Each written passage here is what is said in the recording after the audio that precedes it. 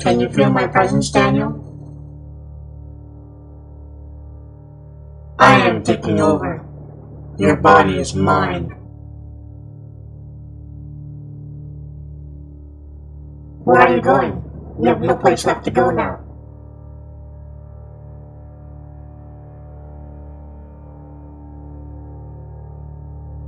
I've won. This world is mine. So beware of the worm.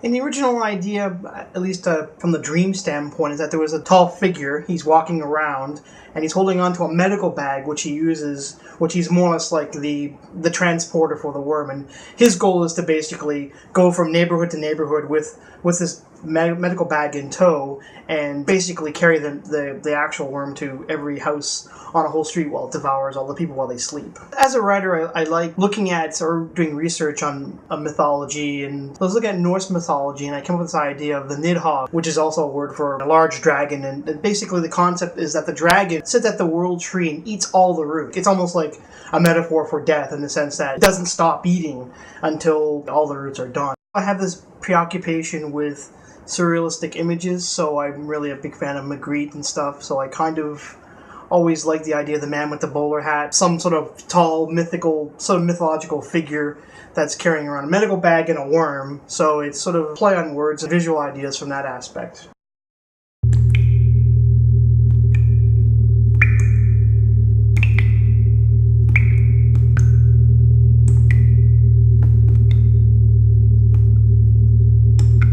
Freddy Krueger was called the Springwood Slasher, and you have Jason, and you have The Shape for Halloween. So I always thought it'd be neat if we had our own character with that kind of nickname. So I thought Commander Maggot.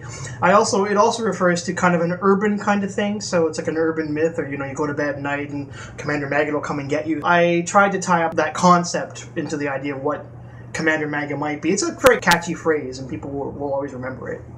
The Children of the Worm, basically, they're shown at the beginning of the film, the opening credits. At least two of them, anyway.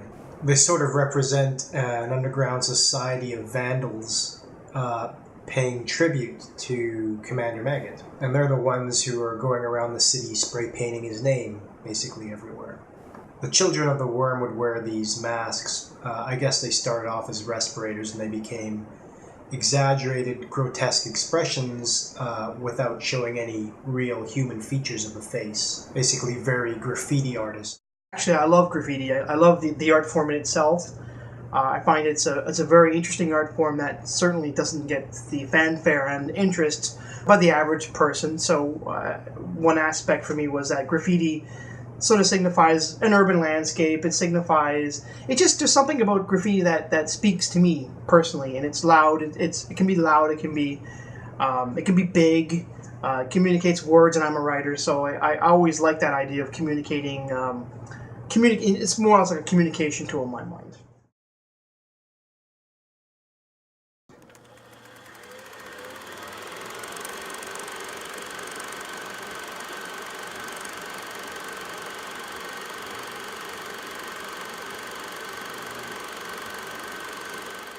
The name of Daniel Brannon is actually taken from a couple sources. I kind of like this movie called The Devil and Daniel Webster, so I sort of use the first name. Brannon, actually, it's got a solid ring to it, so I wanted a name that people could remember, and as a writer, I always like to come up with names or words or phrases that you'll sort of have a ring where they roll right off your tongue, and it's like, Daniel Brannon, yeah, it's a name, you remember it. Well, as I was writing the screenplay, I needed a hook, or at least that's what I was thinking about, so we had this idea of this man who was sort of part man, part monster, but it needed a hook. So I was reading up on Descartes, and I was reading on the theories of individuality and of the idea of dualism, especially dualism.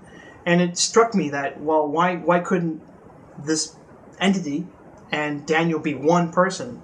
It's a great conflict. I think it does speak to the id, the yin yang, the whole syndrome the inner self, the inner struggles, inner journey. So that's where the idea really sort of came about. And I, as a writer, I always seem to like ideas of conflict.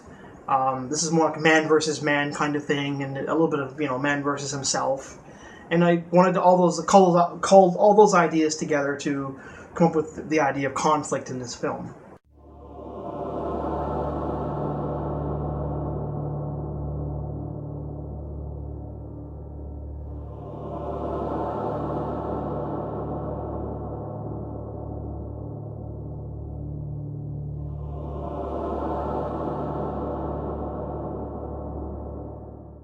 Well, basically, we started going around the city of Toronto, the West End in particular. We did go out as a group going out to looking at locations. And what you'll find about the city of Toronto is that the West End is incredible for all kinds of decrepit-looking buildings, railroad tracks, a lot of graffiti. And as we started the process of going through this, we started realizing, wow, there's so many great locations to use.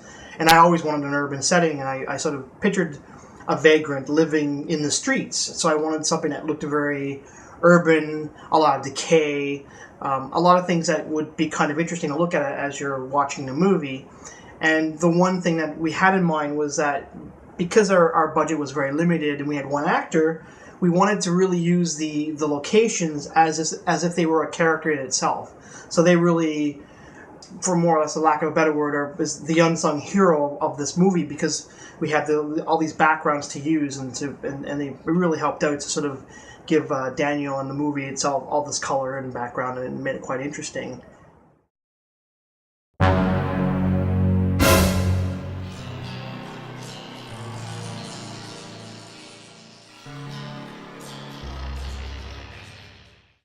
We started off with numerous conceptual sketches for the character, and then when we had decided upon one in particular, I moved to the sculpting phase.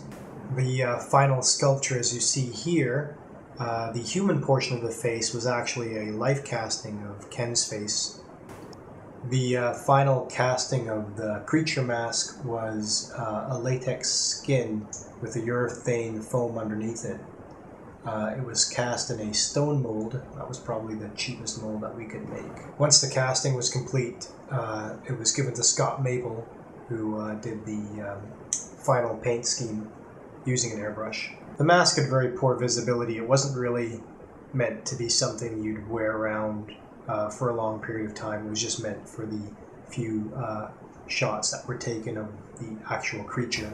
The costume itself, the garment portion of the costume, was a collection of different things we just basically picked up at local value villages or Goodwill stores. Just really cheap things. Army surplus stores. The coat came from an army surplus store. It's kind of had a military feel to it, but it was probably, just a doorman's coat or something like that. After we bought all the pieces for it, Ken and I just sort of wore them down, weathered them, stained them. Just gave it the feel like, a homeless guy had been wearing it for most of his life. One of the initial ideas of Daniel Brannon, or Commander Maggot, was just that. He was a commander, I guess. He had like a title. And it was, it was something that kind of was hinted at the clothes he would wear. Like the jacket would be sort of a military issue. Originally we had an idea that he'd sort of like find bits of military clothes, caps and badges and things like that as he was sort of walking along through the city, and he'd keep them, and they kind of hearkened to a sort of a working past, like he was a soldier, or perhaps he was a sergeant, or even just a conductor of a train or something, just something official. He was an officer of some type. Well, Rob is actually a friend from college. His interest in horror and sci-fi and fantasies rivaled to my own, so as we were thinking about creating this movie, it's nice to work with someone that you actually know, and you can actually had no problem getting into costume, getting into character, and really sort of grasping onto the idea of this monster, this man. And I thought of Rob. Rob was the perfect choice for the role. We pitched it to him. He was totally into doing the movie, and he had a lot of fun with it. And also with Rob being in college as well, he's had a little bit of experience making his own monster and creature masks, so he's actually made his own little student film when in his first year of college. So he really got into this role, and it was a lot of fun working with him. Very surreal looking. Oh, wait, I got that wrong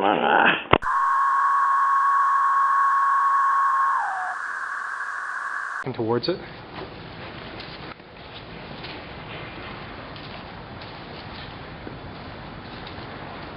Don't pick it up yet, just kind of notice it, look down.